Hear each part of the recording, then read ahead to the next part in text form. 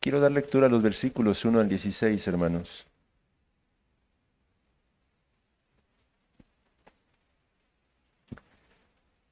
donde dice de la siguiente manera: Yo pues, preso en el Señor, os ruego que andéis como es digno de la vocación con que fuisteis llamados, con toda humildad y mansedumbre, soportándoos con paciencia los unos a los otros en amor, solícitos en guardar la unidad del Espíritu en el vínculo de la paz, un cuerpo y un espíritu, como fuisteis también llamados en una misma esperanza de vuestra vocación. Un Señor, una fe, un bautismo, un Dios y Padre de todos, el cual es sobre todos y por todos y en todos. Pero a cada uno de nosotros fue dada la gracia conforme a la medida del don de Cristo, por lo cual dice, subiendo a lo alto, llevó cautiva la cautividad y dio dones a los hombres. Y eso de que subió, ¿qué es sino que también había descendido primero a las partes más bajas de la tierra? El que descendió es el mismo que también subió por encima de todos los cielos para llenarlo todo. Y él mismo constituyó a unos apóstoles, a otros profetas, a otros evangelistas, a otros pastores y maestros, a fin de perfeccionar a los santos para la obra del ministerio, para la edificación del cuerpo de Cristo, hasta que todos lleguemos a la unidad de la fe y del conocimiento del Hijo de Dios, a un varón perfecto, a la medida de la estatura de la plenitud de Cristo, para que ya no seamos niños fluctuantes, llevados por doquiera de todo viento de doctrina, por estratagema de hombres que para engañar emplean con astucia las artimañas del error, sino que siguiendo la verdad en amor, crezcamos en todo en aquel que es la cabeza, esto es, Cristo, de quien todo el cuerpo, bien concertado y unido entre sí por todas las coyunturas que se ayudan mutuamente, según la actividad propia de cada miembro, recibe su crecimiento para ir edificándose en amor. Tome su asiento, hermano, por un momento.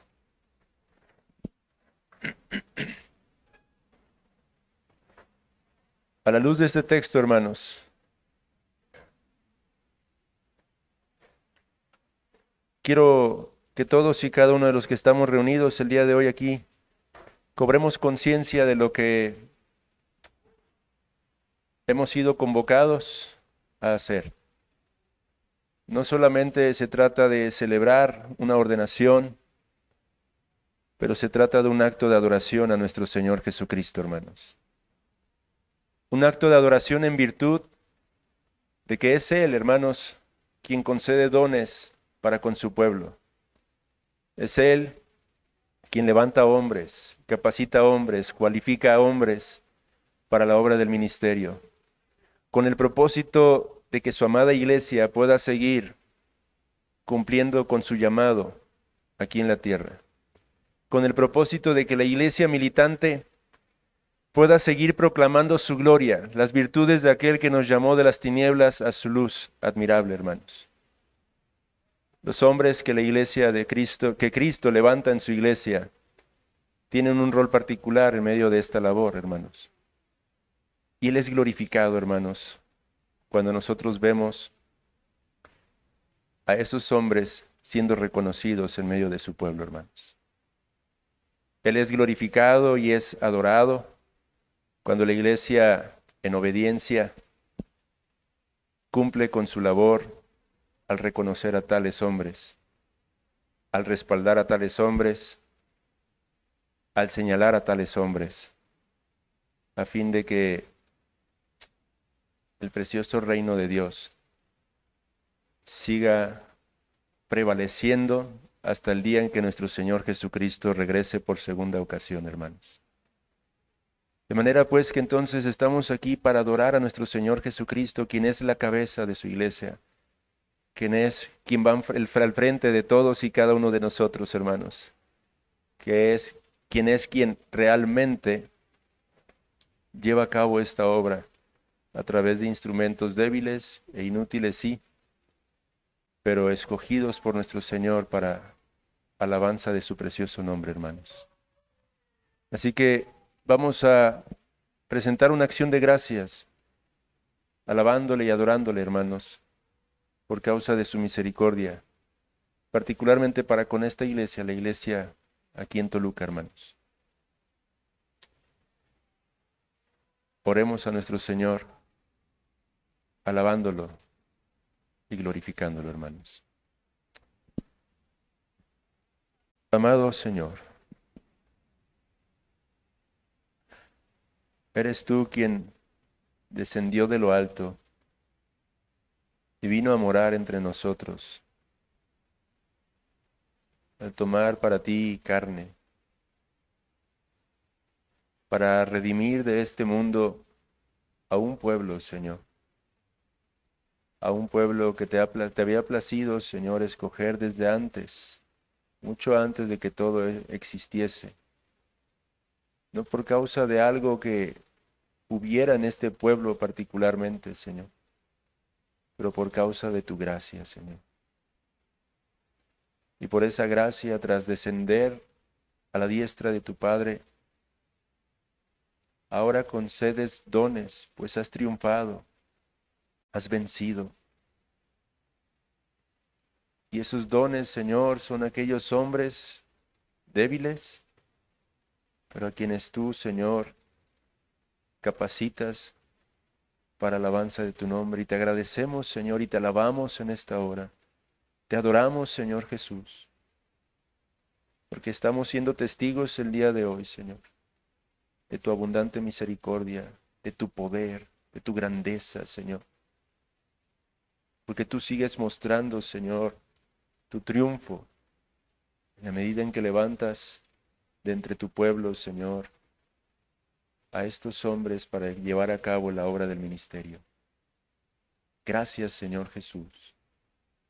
Gracias por tu fidelidad, particularmente para con esta amada iglesia, hermana, Señor.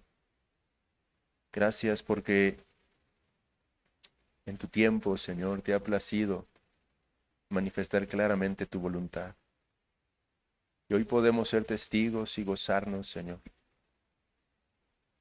porque tú sigues al frente, Señor, porque vives y reinas.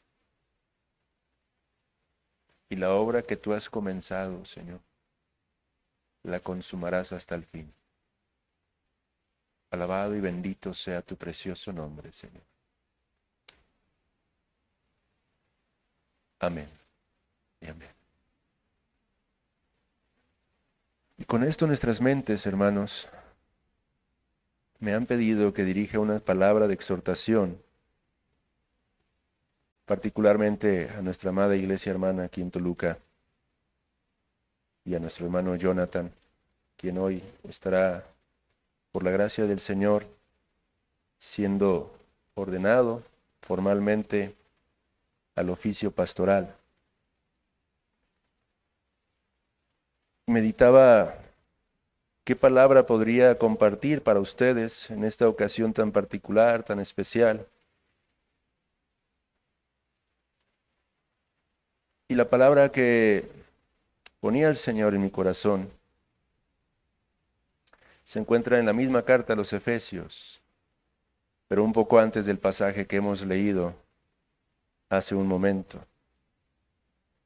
En el capítulo 3, sus versículos 14 al 21, encontramos un texto muy particular, hermanos, que dice de la siguiente manera: Por esta causa doblo mis rodillas ante el Padre de nuestro Señor Jesucristo, de quien toma nombre toda familia en los cielos y en la tierra, para que os dé, conforme a las riquezas de su gloria, el ser fortalecidos con poder en el hombre interior por su Espíritu, para que habite Cristo por la fe en vuestros corazones, a fin de que, arraigados y cimentados en amor, seáis plenamente capaces de comprender con todos los santos cuál sea la anchura, la longitud, la profundidad y la altura, y de conocer el amor de Cristo, que excede a todo conocimiento, para que seáis llenos de toda la plenitud de Dios. Y a aquel que es poderoso para hacer todas las cosas mucho más abundantemente de lo que pedimos o entendemos, según el poder que actúa en nosotros, a Él sea gloria en la Iglesia, en Cristo Jesús, por todas las edades, por los siglos de los siglos. Amén. ¿Por qué este pasaje, hermanos? ¿Por qué este texto? ¿Qué es lo que nos enseña particularmente que me parece apropiado para dirigir las conciencias y los corazones de la Grey aquí en Toluca ante este acontecimiento en particular, hermanos. Recordemos, en primer lugar, al autor de esta carta, el apóstol Pablo, el gran apóstol a los gentiles, un hombre de quien sabemos por las Escrituras, en otro tiempo era un perseguidor de la iglesia, un enemigo acérrimo de Cristo y su pueblo, un hombre culpable en un sentido de homicidio, de asesinar a los creyentes, pero un hombre que fue radicalmente transformado por la obra de gracia del Señor. Un hombre que se convertiría no solo en un discípulo más, sino en un apóstol. No más de esos pilares sobre los cuales descansa la iglesia. Un hombre que padecería por causa de Cristo, que sufriría por la causa de Cristo, que experimentaría cosas que muchos otros no tendrían que experimentar. Tendría que enfrentar aflicciones muy particulares. Y la prueba de esas aflicciones precisamente nos la ofrece el contexto en el que se escribió esta carta, puesto que esta carta fue escrita estando el apóstol Pablo en prisión, en la cárcel. Ahora por la causa de aquel a quien en otro tiempo había perseguido.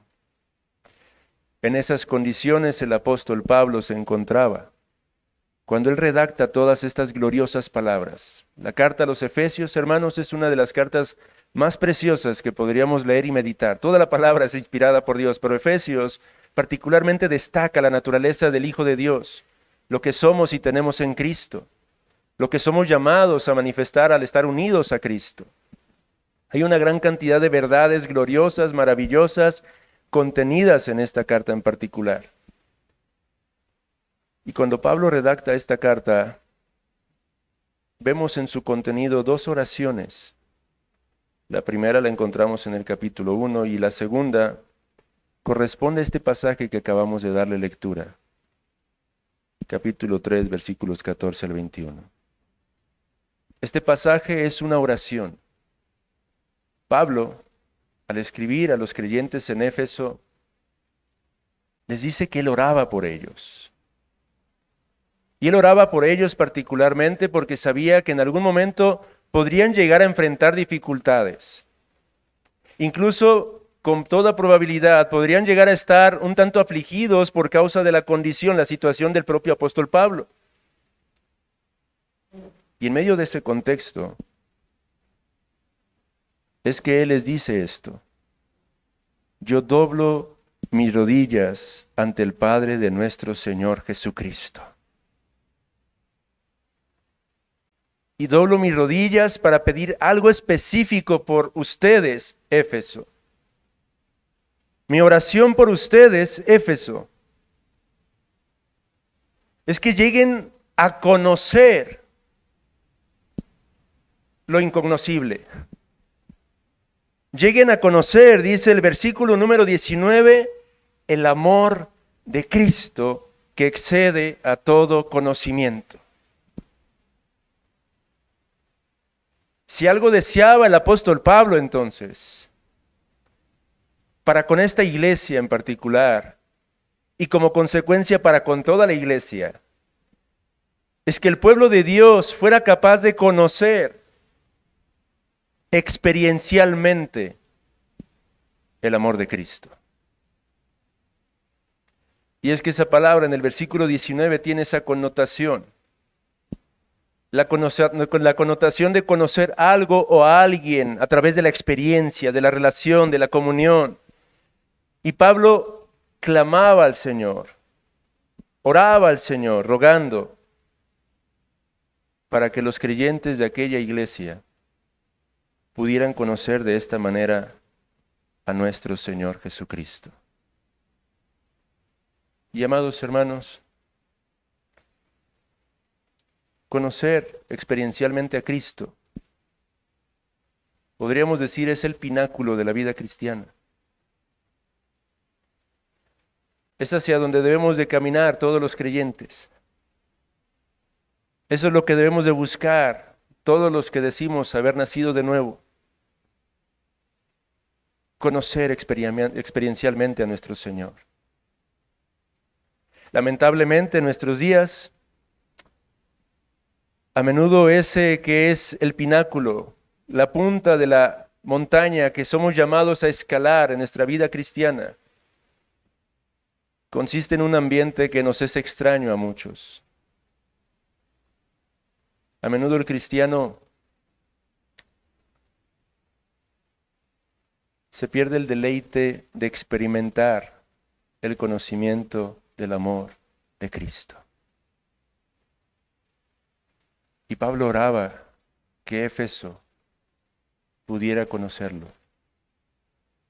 Pero para conocer el amor de Cristo de esa forma experiencial, antes tenemos que comprender el amor de Cristo en la medida en que el Señor nos capacita y nos lo concede de manera intelectual. En el versículo 18, el apóstol Pablo dice: seáis plenamente capaces de comprender con todos los santos cuál sea la anchura, la longitud, la profundidad y la altura. El conocimiento experiencial de Cristo no es algo basado en las meras emociones o sentimientos. Es algo que se fundamenta en la palabra del Señor. Queremos conocer experiencialmente el amor de Cristo, tenemos que comprender ese amor a la luz de las Sagradas Escrituras. Y Pablo decía que quería que los de Éfeso comprendieran este amor. Y nos describe o nos proporciona las dimensiones de este amor. Con estas 4 palabras: la anchura, la longitud, la profundidad y la altura de este amor.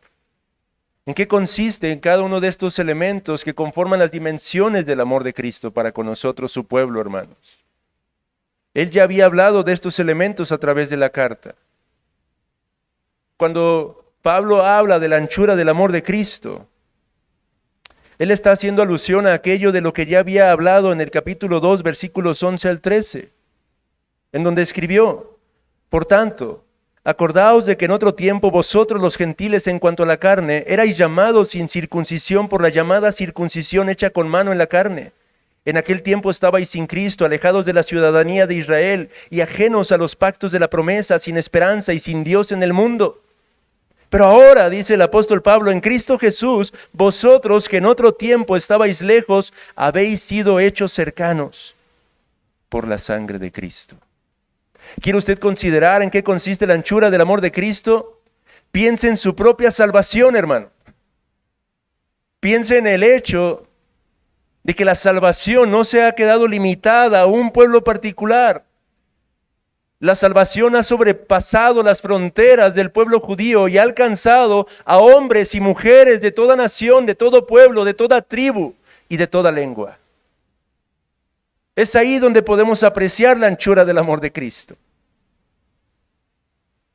En el hecho de que gentiles como ustedes y como yo, hoy podemos adorar al Dios de Abraham, al Dios de Isaac y al Dios de Jacob. Hoy podemos glorificar al Mesías que fue prometido a través de ellos. Hoy podemos tener la certeza de que somos un pueblo juntamente con ellos, hermanos, por causa de la anchura del amor de Cristo. Queremos considerar la longitud de ese amor. El apóstol Pablo también ya lo había mencionado en el capítulo 1 de esta carta, versículos 4 al 6. Escuche lo que él escribió. Según nos escogió en él antes de la fundación del mundo, para que fuésemos santos y sin mancha delante de él. En amor, habiéndonos predestinado para ser adoptados hijos suyos por medio de Jesucristo, según el puro afecto de su voluntad, para alabanza de la gloria de su gracia, con la cual nos hizo aceptos en el amado.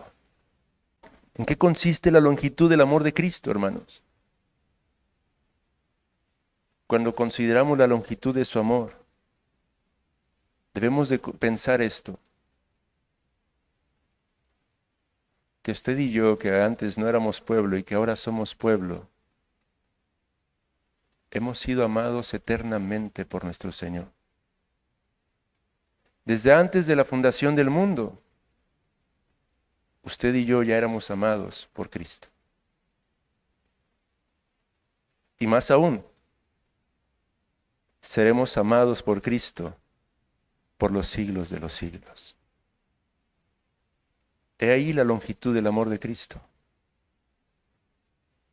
¿Puede usted siquiera considerar un poco esa verdad? No ha habido un tiempo en el que no hayamos estado en la mente y en el corazón de nuestro bendito y glorioso Salvador. Aún no existía usted, aún no existía yo, y Cristo ya había puesto su afecto sobre nosotros. Y este es un amor que no cambiará, pero permanecerá por toda la eternidad. Queremos considerar ese otro aspecto de la dimensión de su amor, la profundidad.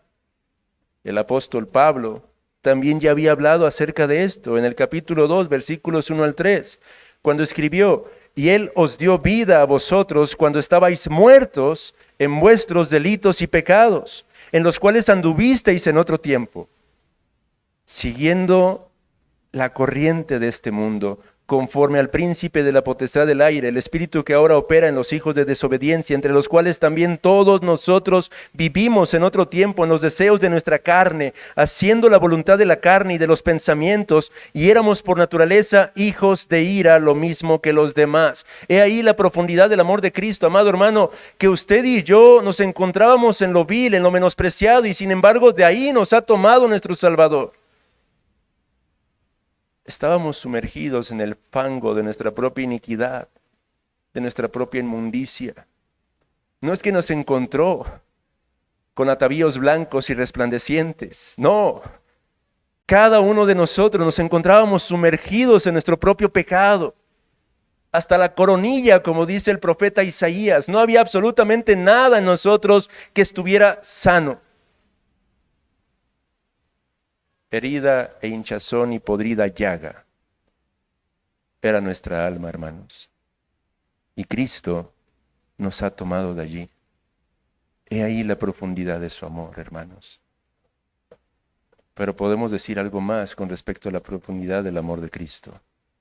Y es que no solamente consiste en el hecho de que nos tomó de donde nos tomó, sino la forma en la que Él nos tomó.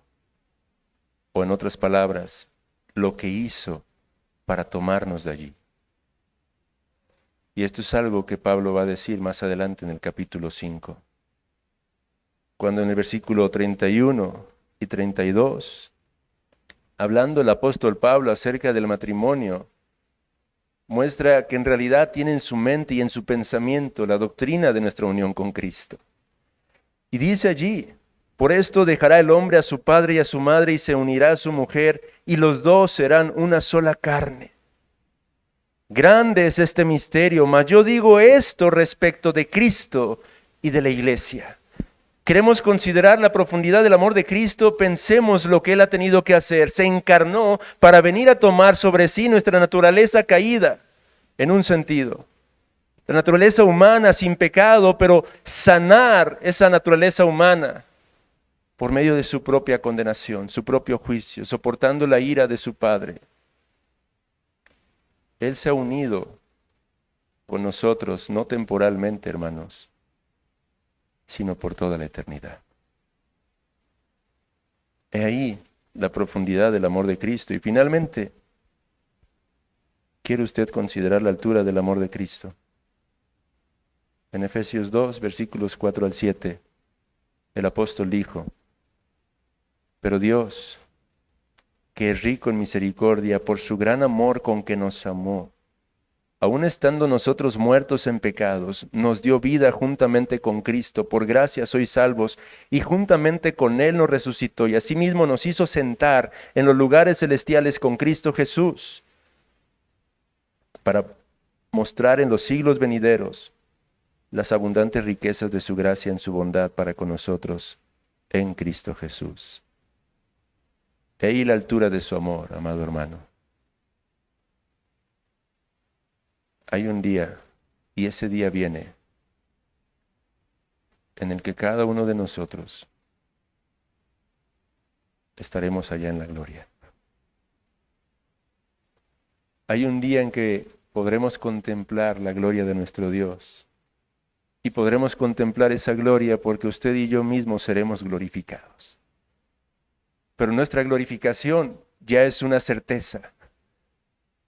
Al punto que Pablo dice que ya estamos sentados con Cristo Jesús en los lugares celestes. He ahí las dimensiones del amor de nuestro Señor Jesucristo que somos llamados a comprender, a considerar cuidadosamente, detenidamente, a través de la Escritura, a través de la verdad revelada para nosotros, hermanos. Esa es nuestra ocupación, es la ocupación santa, la ocupación más gloriosa y sublime que esta iglesia local en Toluca debe de llevar a cabo día tras día, juntamente con su ahora pastor. Eso es lo que somos llamados a hacer todos los cristianos. Comprender cada vez más la anchura, la longitud, la profundidad, la altura del amor de Cristo, para que a través de ese conocimiento podamos experimentar su amor. Esto es lo que oraba Pablo, esto es lo que deseaba Pablo, esto es lo que Pablo quería que ellos vivieran día tras día. ¿Y por qué es esto tan importante, hermanos? ¿Por qué para Pablo sería algo tan vital? Y esa es la razón por la que he decidido exponer este pasaje para ustedes hoy. Porque ese es el fundamento de nuestro verdadero ministerio. Ese es el fundamento del cristianismo, hermanos. Ese es el fundamento de la santidad. Ese es el fundamento para que una iglesia pueda cumplir con su llamado. Ese es el fundamento para que usted y yo, cada cristiano, podamos realmente glorificar a nuestro Dios. Es la consideración y el conocimiento de este amor la base sobre la que trabajamos y servimos a nuestro Dios. Pablo sabía esto, Pablo ejemplificó esto, Pablo vivió de esta manera. En la segunda carta a los Corintios, capítulo 5, versículos 14 y 15, el apóstol Pablo expresó lo siguiente: porque el amor de Cristo nos constriñe, pensando esto, que si uno murió por todos, luego todos murieron. Y por todos murió para que los que viven ya no vivan para sí, sino para aquel que murió y resucitó por ellos. El apóstol Pablo está diciendo que el fundamento por el cual él vivía como vivía, el fundamento por el cual estuvo dispuesto a soportar aflicción, persecución, diversas tribulaciones, era el amor de Cristo. A menudo el cristiano se confunde y está buscando amar a Cristo. Pero vamos a amar a Cristo en la medida en que conocemos el amor de Cristo, no al revés. El apóstol Juan lo dijo de esta manera: nosotros le amamos a Él porque Él nos amó primero. El cristiano va a responder al amor de Cristo cuando lo considera y lo conoce cada día más. Para vivir como vivió el apóstol Pablo, tenía que permanentemente estar buscando conocer más del amor de Cristo. Porque es el amor de Cristo el que nos constriñe, dice, el que nos presiona, el que nos empuja a vivir, ya no para nosotros, sino para aquel que murió y resucitó por nosotros. Por eso, amada iglesia, es que la exhortación del día de hoy es a través de este pasaje. Conozcan cada vez más el amor de Cristo. Porque esa es la única forma en la que van a poder mantenerse perseverando. Esa es la única forma en la que van a poder ser fieles. Esa es la única forma en la que verdaderamente van a poder cumplir con el ministerio que Dios les ha dado. Esa es la única forma en la que van a poder funcionar como piedras vivas, edificando este templo en particular, sirviéndose los unos a los otros, amándose los unos a los otros, perdonándose los unos a los otros, llevando las cargas los unos de los otros. La labor del ministerio no es exclusiva del pastor, es de cada miembro que conforma la iglesia local. El pastor tiene un rol particular, una autoridad dada por Cristo. Pero cada miembro es llamado a edificar a su propia iglesia. Por eso es que es tan importante que cada uno de ustedes, amados hermanos, y particularmente mi amado hermano Jonathan, busquen crecer en su comprensión y conocimiento del amor de Cristo. Porque si no estamos fundamentándonos sobre eso, tarde o temprano, podría el candelero ser quitado de entre nosotros. Pablo oró por esta iglesia en Éfeso de esta manera, porque él sabía que eso era lo más importante. Y si usted va a Apocalipsis capítulo 2,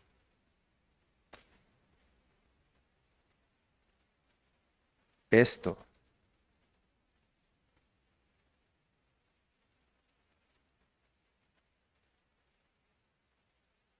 es lo que décadas después la iglesia en Éfeso hizo a un lado.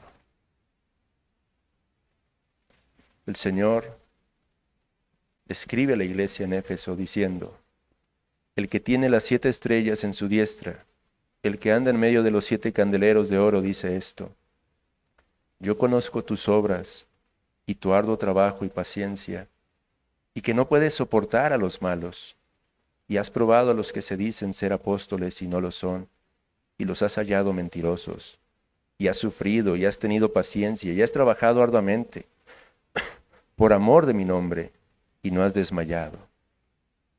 Si se quedara allí la carta, todos estaríamos sorprendidos de esta congregación. ¿Qué credenciales se nos están ofreciendo acerca de esta iglesia? Una iglesia trabajadora, diligente en muchos sentidos, activa, con una gran cantidad de ministerios, y lo trasladamos a nuestros días: evangelismo en las calles, en los hospitales, en los centros de rehabilitación, etcétera, etcétera, etcétera. Pero el Señor, que conoce las cosas que no se ven, dice: pero tengo contra ti que has dejado, ¿qué? Tu primer amor.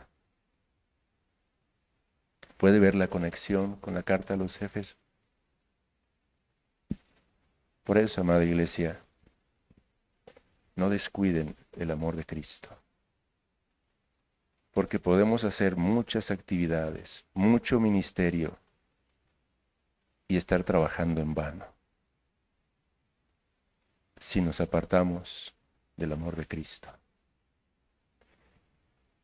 Recuerda, por tanto, de dónde has caído y arrepiéntete, dice el Señor, y haz las primeras obras, pues si no, vendré pronto a ti y quitaré tu candelero de su lugar, si no te hubieres arrepentido. De nada sirve edificar aparte del fundamento que es el amor de Cristo, hermanos. Esa es la esencia del cristianismo verdadero. Así que, amados hermanos, amado hermano Jonathan, edifiquemos sobre el amor. No cesemos de buscar comprender y conocer cada vez más de este amor, porque en la medida en que lo hacemos, nos desprendemos de la pesada carga de vivir para nosotros mismos y para los otros simplemente, y lo hacemos todo para Él y para gloria y alabanza de su nombre. Que el Señor tenga a bien seguir bendiciendo y prosperando a este amado cuerpo local, y que sea su propia oración esta, hermanos: pedirle al Señor que les conceda gracia para que puedan seguir comprendiendo la anchura, la longitud, la profundidad, la altura, y conociendo el amor de Cristo que sobrepasa todo conocimiento, para que entonces, y solo entonces, puedan ser llenos de toda la plenitud de Dios, como dice el apóstol Pablo. Amén. Déjenme hacer una oración para después dar lugar al pastor Héctor Bustamante. Amado Dios y Padre,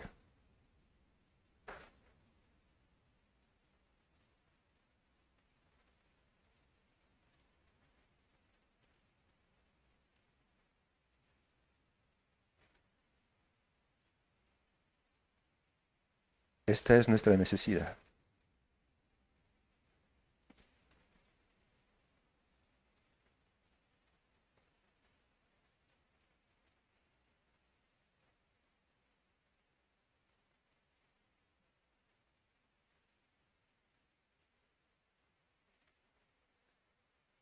Necesitamos conocer más del amor de tu amado Hijo Jesucristo.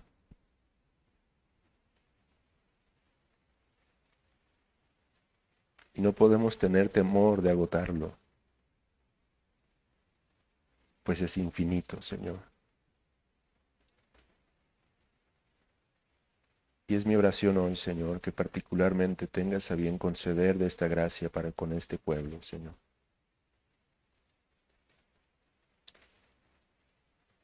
Que tengas a bien, Señor, el permitir y ayudar a tu iglesia para que nunca se conforme, pero que siga avanzando, Señor, y siga insistiendo en comprender y conocer cada vez más de este amor, Señor, y encontrando en este el fundamento para el ministerio que tú has dado, Señor, para la obra, para la labor, Señor, que demandas que sea llevada a cabo, Señor. Concede gracia a cada uno de los miembros que conforman a este cuerpo local para ellos, Señor. Y ayuda, Señor, a su pastor, para que no cese, Señor, de buscar tu rostro, Señor, con este fin. Para que siendo ejemplo de la Grey, pueda mostrar, Señor, la posibilidad de esto que es tan glorioso, Señor. Quita toda duda e incredulidad que a menudo inunda nuestros corazones, sabiendo que para eso hemos sido llamados, Señor.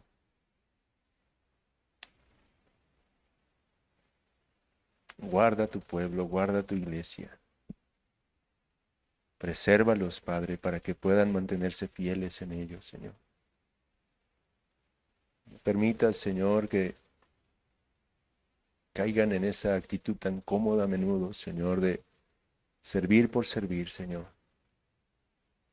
Y cuando así sea, redarguye, Señor, despierta, Padre,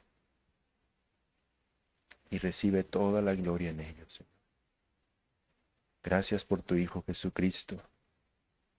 Gracias por su obra perfecta llevada a cabo en aquella cruz. Gracias por la certeza, Señor, que produces en nuestros corazones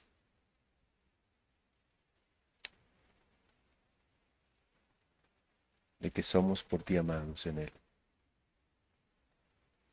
Oh Padre, te alabamos en su nombre. Amén, Señor. Amén.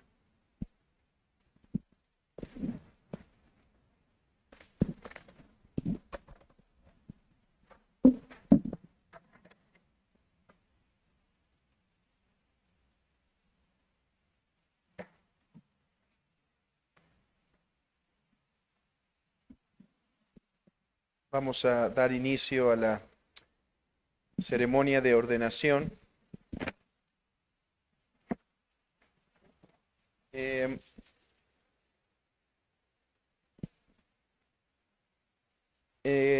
orden es el siguiente. Me gustaría dar unas breves palabras sobre el fundamento bíblico y confesional de la ordenación pastoral.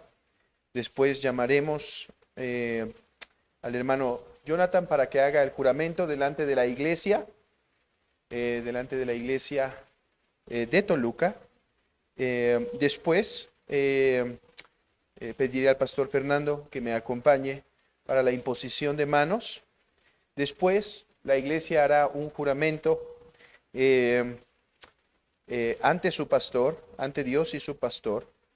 Y después tendremos las palabras de nuestro hermano Jonathan hacia la iglesia, hacia su iglesia, y terminaremos con una doxología. Yo sé que suena largo, pero es más breve de lo que creen, así que pónganme atención y resistan la tentación de ver si identifican a todos los que están aquí detrás mío.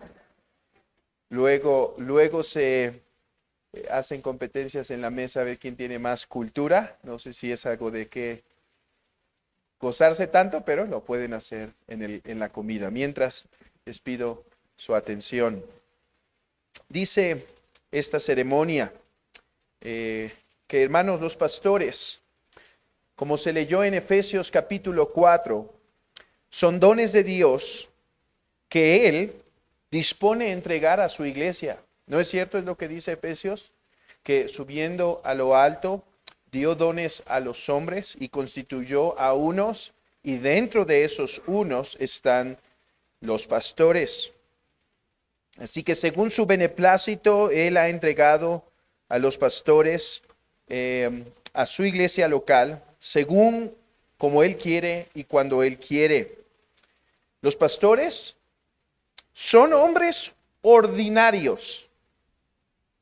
Los pastores son hombres ordinarios, no obstante, dotados con ciertas habilidades o capacidades para cuidar del pueblo de Dios, ciertos deseos, ciertos afectos. Y cuando una iglesia dispone de un pastor, dispone de un don maravilloso, pues el pastor de pastores les da un hombre para que sea su guía, para que hable en su nombre, en el nombre de Cristo, a ese pueblo que Él tanto ama, que compró por su propia sangre. Por esta razón, nos gozamos inmensamente en esta ceremonia de ordenación de nuestro hermano Jonathan Medina, y me da tanto gusto ver que no solo la iglesia aquí en Toluca encuentra gozo el día de hoy al estar aquí reunida, sino que iglesias hermanas, como la iglesia en México, la iglesia en Toluca y algunas otras iglesias representadas, pueden venir a gozarse, hermanos, lo que han gastado, el tiempo que han invertido, los cambios familiares que tuvieron que hacer, lo vale. Porque hoy estamos glorificando al Cristo resucitado y estamos diciendo, Él resucitó, y evidencia de esto es que sigue dando dones a su iglesia para que pastoree su rebaño mientras llegamos a casa con Él. Habrá un día en donde el príncipe de los pastores será el único pastor para la iglesia. Ahora lo es, siendo el único, pero usa medios como medios a estos otros pastores. Algún día solo lo tendremos a Él, pero mientras llegamos a casa, glorifiquemos a Cristo al estar aquí reunidos, al reconocer a un pastor en medio de nosotros, en medio de esta iglesia local, aquí en Toluca. Déjenme presentarles el fundamento bíblico del ministerio pastoral y de la ordenación como está siendo llevada a cabo. El Señor, hermanos, ha establecido que la iglesia, desde que los apóstoles murieron, o sea, habiendo sido establecida por Cristo y los apóstoles, esta sea cuidada por hombres, aunque ordinarios, Él llama para que pastoreen el rebaño. ¿Recuerdan aquellas palabras que Pablo dice a Tito? Por esto te dejé en Creta para que establecieses pastores. Por eso es que en las epístolas pastorales se da gran énfasis a cómo elegir a sus pastores y qué cualidades deben ver en ellos. Efesios 4 por eso explica que la forma en la cual Dios va a hacernos crecer como iglesia hasta la estatura de la plenitud del varón perfecto va a ser a través de los pastores. Esto debe estar claro en nuestras mentes, hermanos. Hay solo dos oficios designados por Cristo en la iglesia. Uno es el diaconado, que esta iglesia tuvo el privilegio de celebrar, de ordenar un hombre al ministerio diaconal el año pasado. Y el otro oficio es el ministerio pastoral. No hay más. No tenemos derecho a poner otros oficios, a establecer otros puestos, por así decirlo, dentro de la iglesia. Solo hay dos hombres, dones dentro de la iglesia, que es el pastor y el diácono. No me malentiendan. Hay varios dones, como dice Romanos 13, dentro de la iglesia. Existen muchos dones, pero los oficios solo son dos: pastor y diácono. El Señor de la iglesia llama a aquellos hombres poniendo en ellos un deseo para cuidar la iglesia.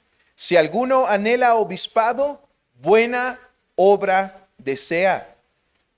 Ok, ya hemos entendido, Cristo ha determinado guiar a su iglesia a través de pastores, hombres ordinarios con ciertos dones. ¿Y cómo se manifiesta quiénes son esos hombres dones dentro de ellos? Bueno, se manifiesta a través, en primer lugar, de un deseo en un hombre. Un deseo no solo por compartir la palabra, sino por alimentar el rebaño. No solo por cuidar la iglesia, sino por estar con ella. Si alguno anhela, esa palabra habla de un deseo interno. Vean esto, no es si alguno anhela reputación, o si alguno anhela fama, o si alguno anhela ser maestro dentro de la iglesia. No, es si alguno anhela obispado, o sea, el cuidado de la grey. Así es como se puede descubrir o se puede dar los primeros pasos para descubrir quiénes son aquellos hombres que Dios ha llamado. Primero pone en ellos un don o un deseo, interno.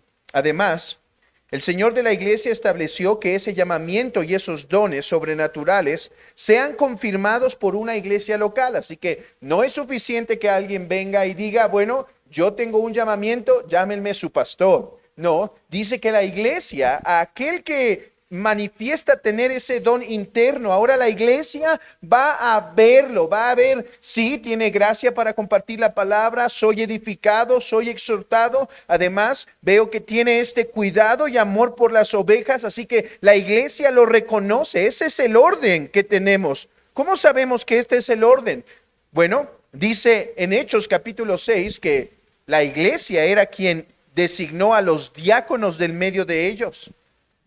¿Y por qué en Timoteo, capítulo 3, se dan cuáles son los requisitos para el pastor? No para que él mismo se evalúe, sino para que la iglesia lo evalúe. De hecho, es interesante que cuando habla de los requisitos del ministerio diaconal, al final dice que estos también sean puestos a prueba. O sea, parece que está asumiendo que por un tiempo la iglesia debe poner a prueba a ese hombre que es en el que están viendo un don, para ver si sí se termina de desarrollar, si sí se termina de ver cuáles son sus dones, cuáles son sus habilidades, si en realidad está llamado al ministerio pastoral.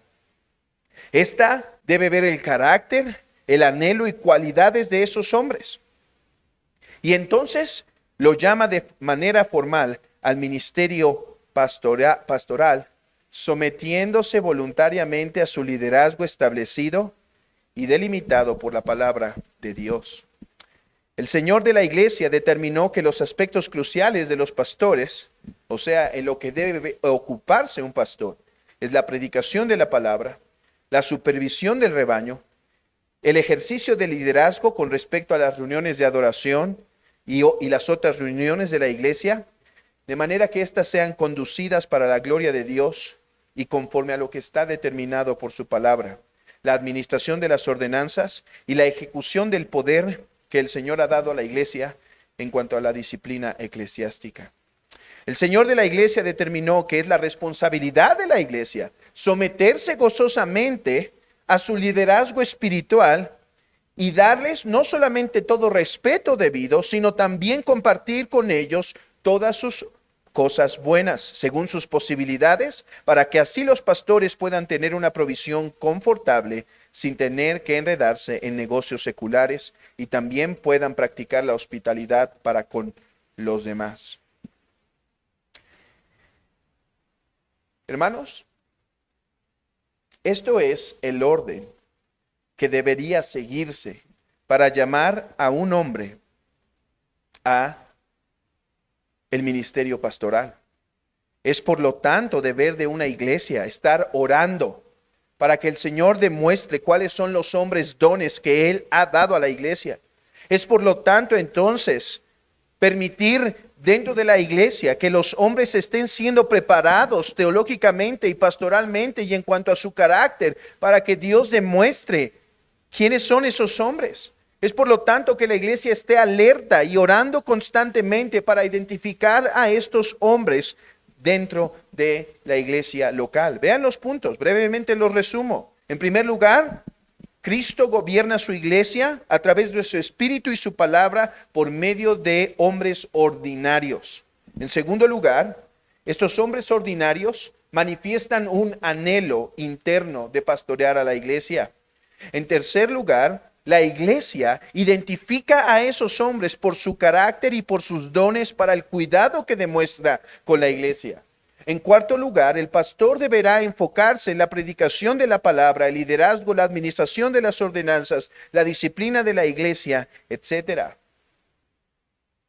Además, la iglesia deberá respetar a su pastor, cuidar de él en la medida que le sea posible. Y es por lo tanto el deber de la iglesia orar para que esto se siga en orden y Dios siga revelando a pastores y diáconos en medio de ustedes.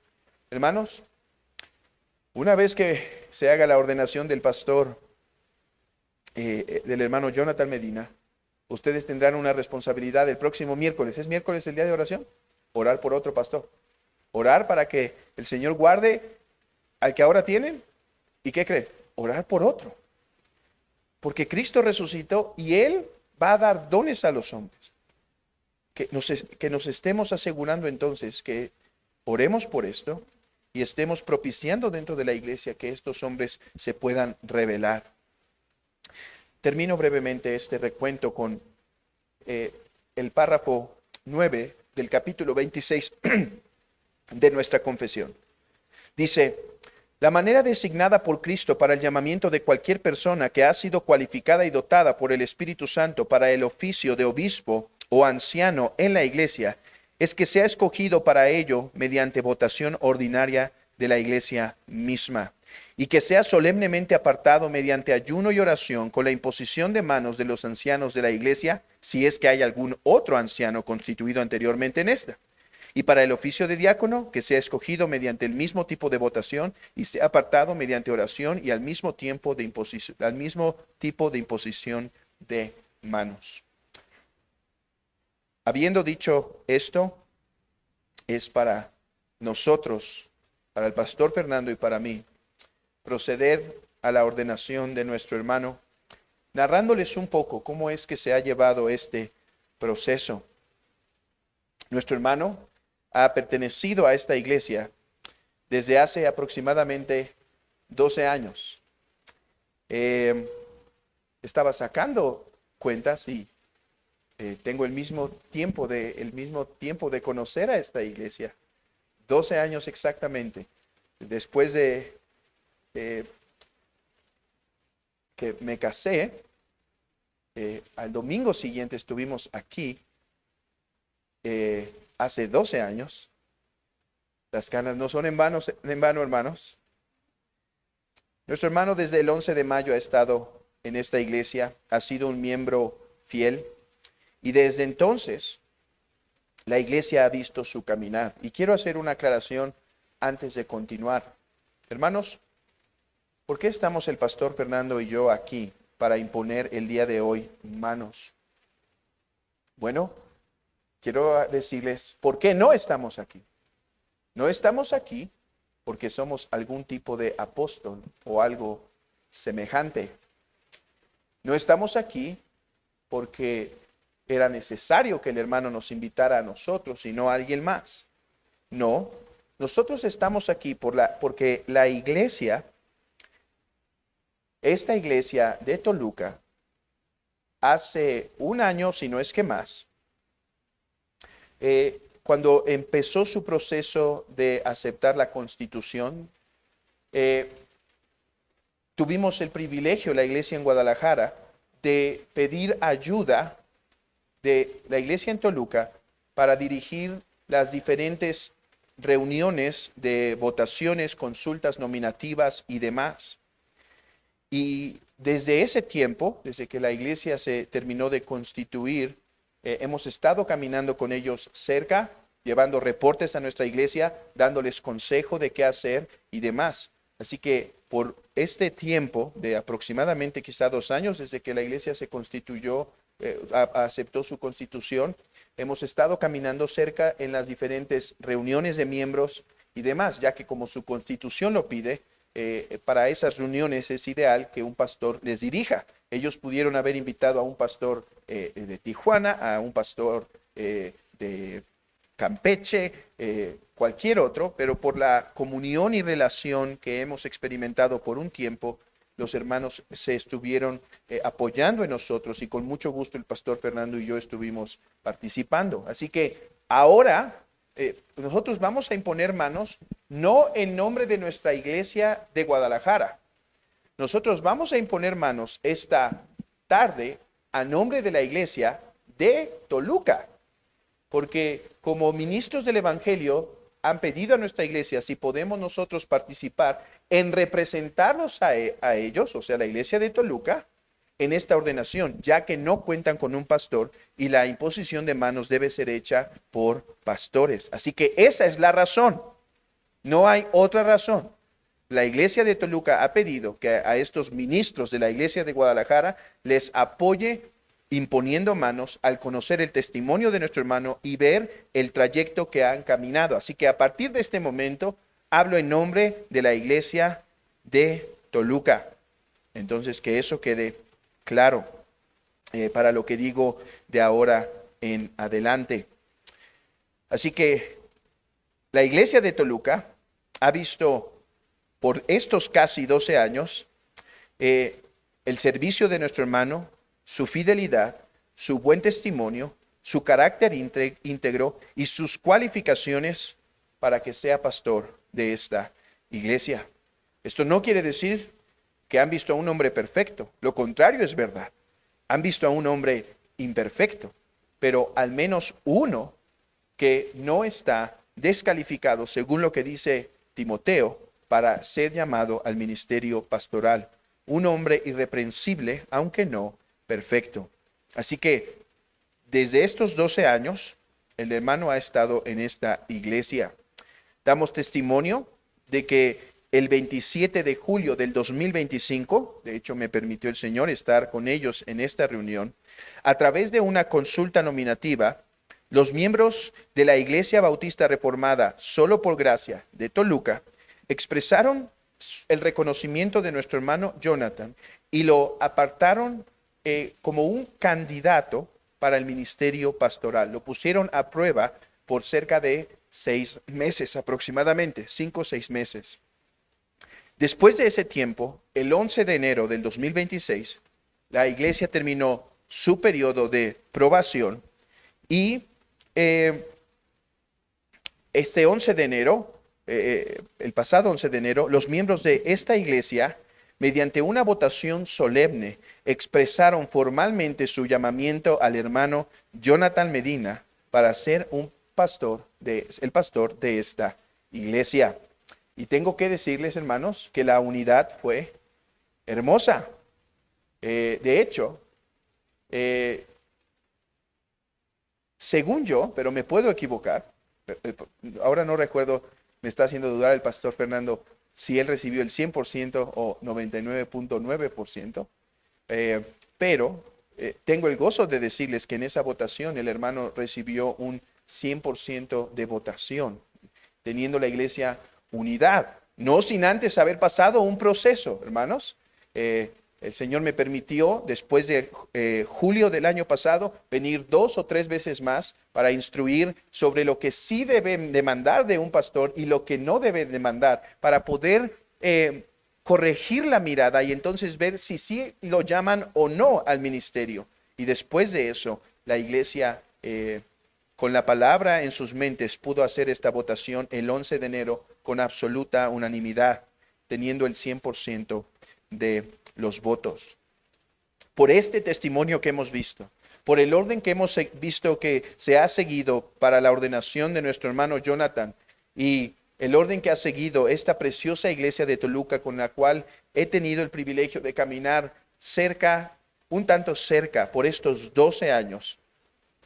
Por estas razones, yo, junto con el pastor Fernando, que hemos sido testigos fieles de este proceso que se ha llevado a cabo, como ministros del Evangelio y en representación de esta iglesia local, expresamos públicamente ante nuestro hermano Jonathan Medina, a su familia y ante todos los testigos, que lo reconocemos como un hermano fiel, dotado por Dios, con los dones requeridos para la obra del ministerio, y que anhelamos que él pueda servir como el pastor de esta iglesia para la gloria de Dios y el bienestar de su pueblo aquí reunido en Toluca.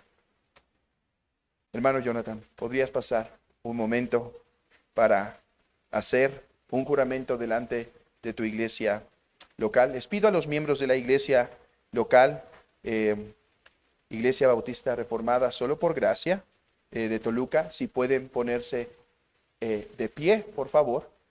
Y hermano Fer, ¿podrías acompañarnos, por favor?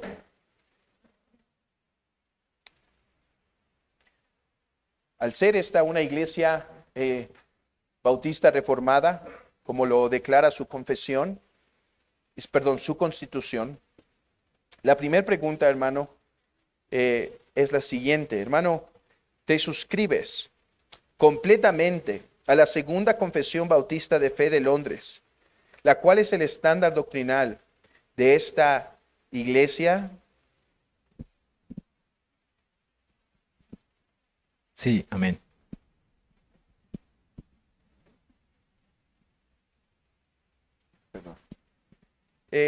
¿Estás dispuesto, hermano, a recibir solemnemente el encargo que esta iglesia te está haciendo de ser su pastor, de enseñar la palabra, de cuidar a este rebaño? Sí, amén. Hermano, ¿juras ante Dios y ante esta iglesia a mantenerte fiel a las enseñanzas y doctrinas reveladas en la palabra y establecidas en la confesión de fe de esta iglesia? Amén. ¿Juras ante Dios y ante esta iglesia a esforzarte para ejercer el ministerio pastoral según el espíritu y ejemplo de nuestro Señor Jesucristo, obedeciendo la instrucción de la Sagrada Escritura para tal efecto? Amén. ¿Juras ante Dios y ante esta iglesia velar diligentemente sobre el alma de los miembros de esta congregación para asegurar su bienestar eterno y espiritual? Amén, lo juro. En conformidad con el compromiso asumido públicamente por nuestro hermano Jonathan Medina, procedemos según el orden bíblico a encomendarle al Señor su vida y ministerio mediante la imposición de manos.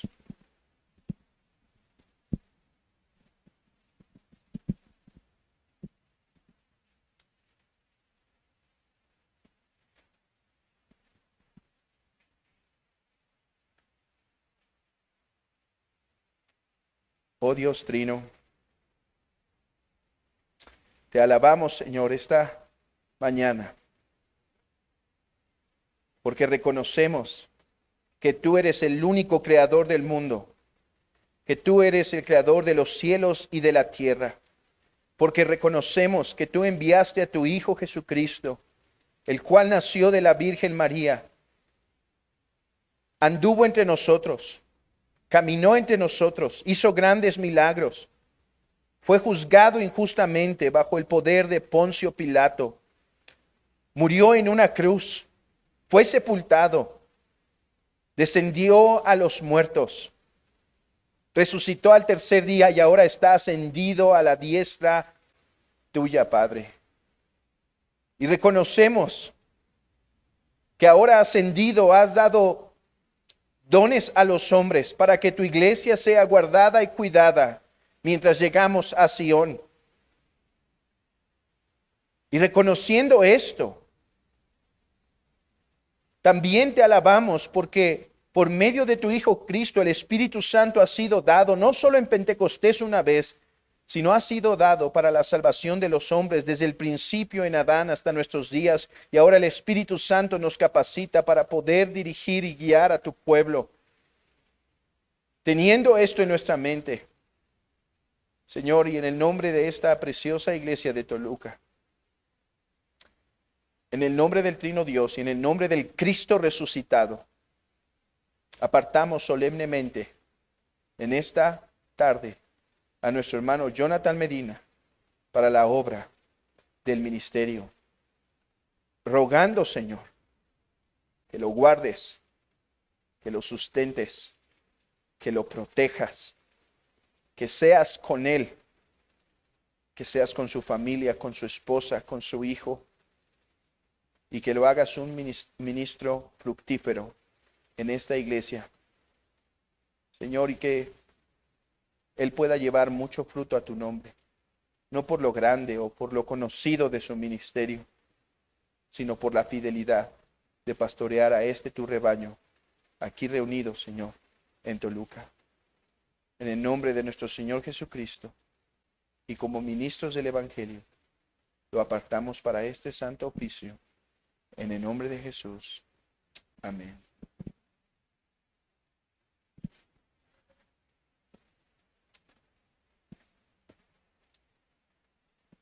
Todavía puedes quedarte aquí, hermano, por favor. Les pido a la Iglesia Bautista Reformada, solo por gracia de Toluca, responder a las siguientes preguntas. La primera diciendo, si es que lo reciben. Sí, lo recibimos. Dice así la pregunta. ¿Reciben en el Señor como su pastor al hermano Jonathan Medina? ¿Y reconocen que Dios hablará y rogará por medio de él a sus almas, de tal manera que recibirán su instrucción y consejo, no como palabra de hombres, sino como de parte de Dios? Hermanos, ¿lo reciben? Sí, lo recibimos. ¿Se comprometen a dar cumplimiento a sus deberes y responsabilidades según el orden bíblico, resumido en nuestra confesión de fe y establecido en nuestra política eclesiástica, y a ser parte activa en el ministerio de este pastor? Mis hermanos, ¿se comprometen? Y finalmente, este tiene que ser el más fuerte, ¿eh? Los voy a dirigir al final con 1, 2, 3 para que se escuche glorioso, ¿ok? Se comprometen a honrar, respetar y sostener con dignidad y fidelidad en conforme les sea posible a este hombre a quien están reconociendo hoy formalmente como su pastor. Mis hermanos, se comprometen a respetar y honrar a este hombre imperfecto que les va a guiar con la palabra según los dones y capacidades que el Señor le ha dado. ¿Se comprometen, mis hermanos? 1, 2, 3. Sí, nos comprometemos. Gracias al Señor. Que la gracia del Señor sea concedida a todos ustedes. Hermanos, Pastor Irán y Pastor Andrés, quiero pedirles si pueden pasar, no solo para hacer una oración, sino también para que al final de esta oración podamos nosotros cuatro, que hemos tenido el privilegio de caminar juntos, manifestar, darle la diestra en señal de compañerismo, recibiéndolo formalmente como un colaborador en Cristo al ministerio pastoral. ¿Podrían pasar, hermanos, para orar por el ministerio de nuestro hermano?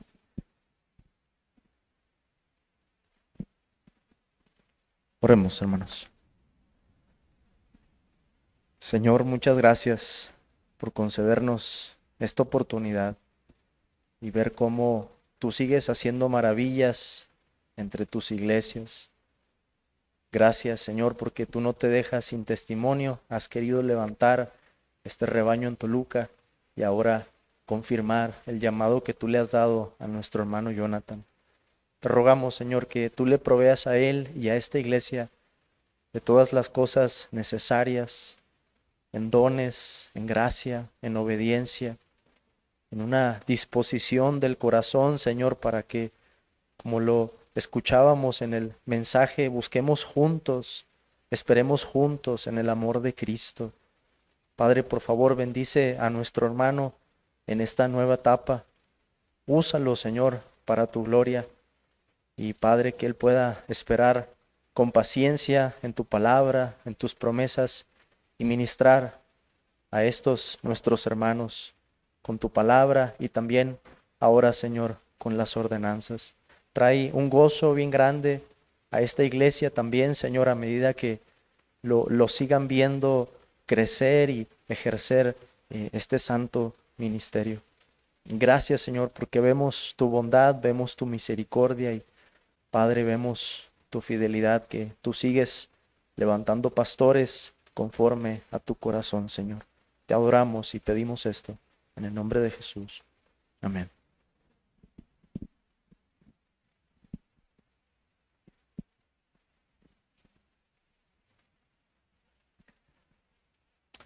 Señor, nuevamente gracias, Padre, por este don de Cristo que has dado a esta iglesia local, Señor, a este pueblo tuyo.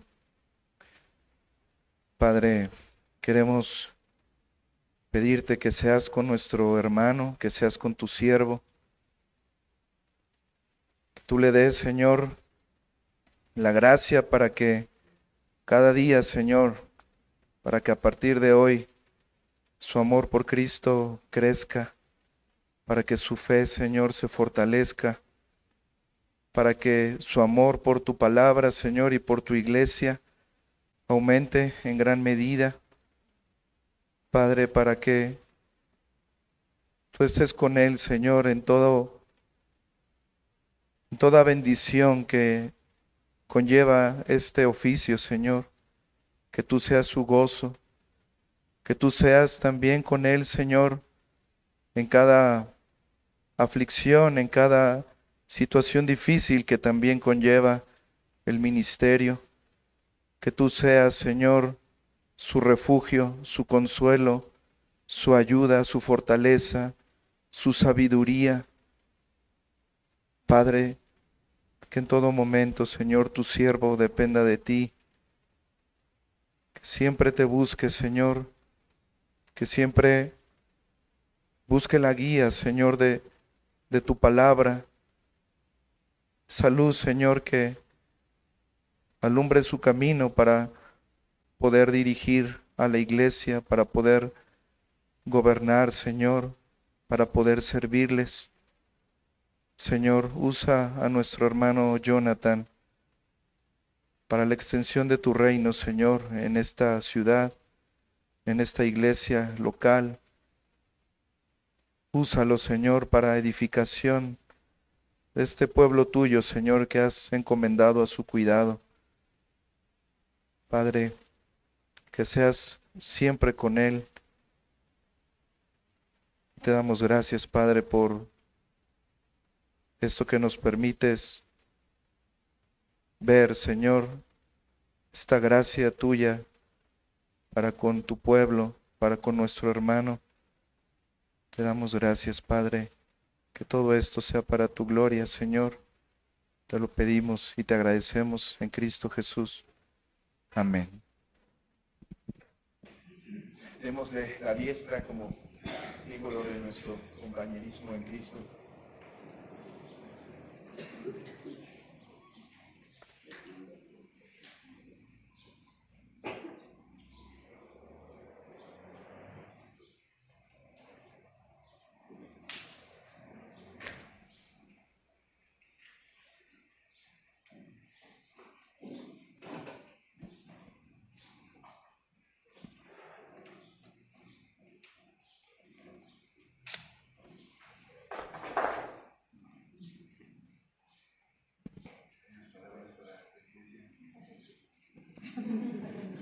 Se decide aquí de verdad decirlo todo.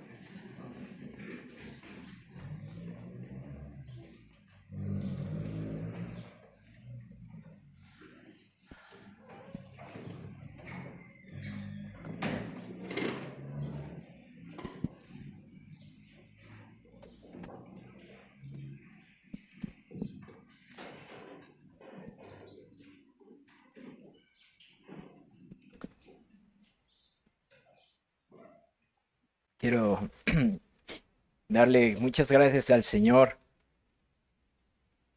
Hermanos de mi iglesia, si quieren pueden sentarse. Quiero darle gracias al Señor por su misericordia y por su gran amor que sigue mostrando y por la fidelidad a su palabra que Él tiene para con su pueblo.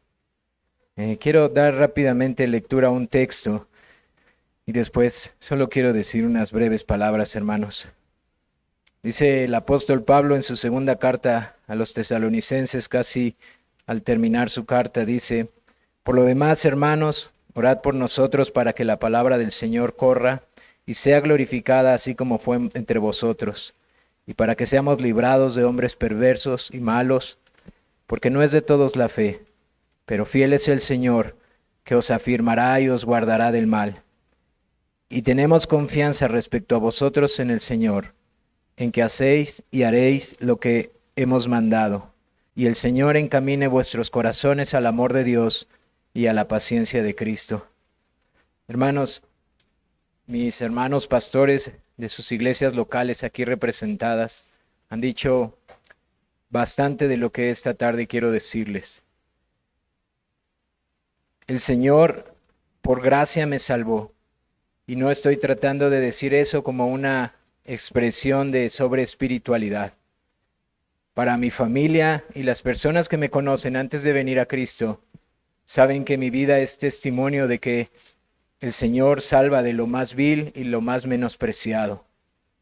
Pero no solamente el Señor me salvó por gracia, ahora por gracia Él me está llamando a servirle a su iglesia. Gracias al Señor que han enfatizado que delante de ustedes, cada uno de estos varones que representa a su iglesia no es una persona especial, es un testimonio del Cristo vivo, del poder del Evangelio y de su suficiencia. Y lo que cada uno de nosotros necesitamos, hermanos, no es que se nos idolatre ni se nos ponga en un lugar equivocado, sino que con mucho amor y reverencia delante de nuestro Cristo que está en medio de nosotros esta mañana, constantemente estén orando por nosotros. Muchas veces en nuestra vida el Señor lo que está haciendo es hacernos ver nuestra gran debilidad y nuestra gran necesidad de Él. Si Él nos está llamando, créanme, hermanos, es porque Él sabe que nosotros en nuestras fuerzas no podemos hacerlo. No hay como pastores superpoderosos que puedan servir a un pueblo que el Señor compró con su sangre. Hay hombres viles, miserables, que debiéramos de estar en las profundidades del infierno, pero que el amor de Cristo sobrepasó y nos llamó desde antes de la fundación del mundo. Así que, hermanos, para mi iglesia amada, por favor, nunca dejen de orar por mí. Y para mis hermanos que han mostrado tanto amor aquí, nunca dejen de orar por nosotros. La Biblia da testimonio y la historia de la iglesia también, que la fragilidad de sus ministros es demasiada, es constante, es latente, hermanos. Seguimos escuchando Así como lo vemos en la Biblia, de cómo aquellos varones que le sirven caen constantemente. Y mis amados hermanos, yo espero en el Señor que con temor y temblor delante de nuestro Dios que nos convocó hoy, puedan seguir intercediendo por mi vida. No esperen más, hermanos, de un miserable como yo, que no pueda hacer, hermanos. Solamente, por favor, rueguen, porque el que puede hacerlo es Él. Y Él se llevará la gloria cuando Él venga por su iglesia. Y estas no son palabras espirituales, hermanos.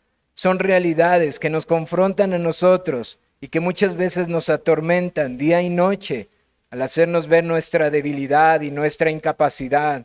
A veces, muchas veces, para sentarnos a hacer una predicación o en nuestro tiempo de oración para orar por ustedes. Nuestra mayor necesidad de verdad, hermanos, es que oren por nosotros, para que el día que estemos delante de nuestro Señor no lleguemos avergonzados.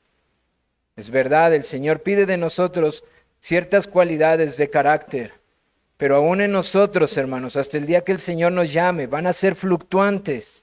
Y para eso necesitamos del amor de nuestros hermanos, que velarán y nos exhortarán y nos animarán y nos cuidarán en oración. Amados hermanos, por favor, nunca se olviden de orar por nosotros. Nunca se olviden de orar por mí. Esto no ya terminó. El Señor ha mostrado su voluntad oculta, pero ahora hay una mayor responsabilidad. Y así como lo dice el apóstol Pablo, hay ahora situaciones más difíciles que enfrentar. Y saben, Satanás constantemente va a querer quitarnos de aquí. Constantemente va a querer oponer que el reino del Señor siga avanzando. Y nuestro Cristo dijo que así oremos. El Señor nos libre del maligno, que nos guarde de la tentación, para que su voluntad se cumpla en esta tierra como en los cielos y su reino siga avanzando. Mis amados hermanos, por favor, oren por mí, oren por mí. Se gozan de estar aquí por lo que Cristo ha mostrado, pero mis hermanos, nos vamos a gozar más el día que estemos delante de nuestro Cristo, sabiendo que Él nos sostuvo irreprensibles, aunque quizás nadie nos conozca, pero que podamos decir que hicimos lo que Él nos mandó a hacer, sin nada de qué avergonzarnos, hermanos. Y eso lo podemos decir ahorita, hermanos, pero es una lucha de todas nuestras vidas. Es una lucha hasta el día que el Señor nos llame. Por favor, hermanos, velen por nosotros, velen por mi iglesia local. No dejen de hacerlo en oración y como lo dijo el pastor Héctor, no dejen de orar por otros dones, porque nuestra iglesia no necesita un pastor, necesita muchos pastores y necesita muchos diáconos, porque el reino de nuestro Cristo tiene que seguir avanzando y tiene que seguir siendo mostrada su gloria en una generación contumaz y rebelde, en donde desafortunadamente muchos de nuestros hermanos consideran que el Evangelio no tiene el poder que nosotros decimos que tiene. Así que, hermanos, por favor oren, para que más ministros sean levantados en nuestra iglesia local y también las iglesias aquí representadas, y para que nuestro Señor Jesucristo sea glorificado en todo lo que haga en esta iglesia local y en cada una de sus iglesias en este mundo. Amén. Dispuestos, adelante.